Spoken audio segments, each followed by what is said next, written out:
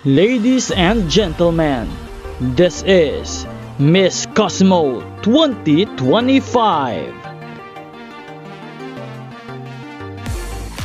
Magandang araw mga kapageant, Nel 2204 here, and today may panibago na naman tayong pansabog mula sa ating Miss Cosmo Philippines 2025, ang walang kupas, walang mintis at talagang pasok sa standards ng international pageantry, Chelsea Fernandez. At ngayong nalalapit na ang Miss Cosmo Preliminary Competition ay mas lalong humahataw sa ganda at lakas ng oras si Chelsea. Today, pag-uusapan natin ang kanyang bagong outfit pasabog na talaga namang ikinabalbalyo ng mga fans worldwide. Elegance with touch of power, ganyan ilarawan ng fans ang overall aura ni Chelsea sa bago niyang outfit.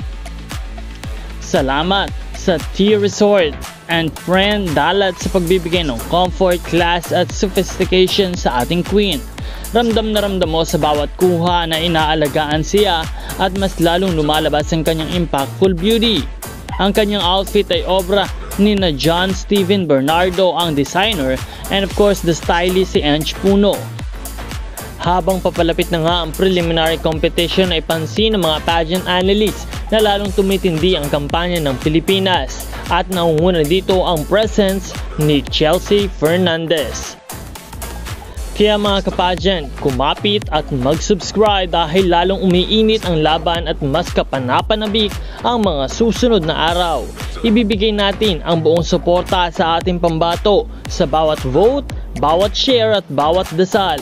Dito nyo lang makikuha ang mga pinaka-fresh at pinaka-updated na pasabog tungkol sa Miss Cosmo Philippines. Maraming salamat sa panonood at huwag kalimutan na mag-subscribe para sa lahat ng mga bagong updates.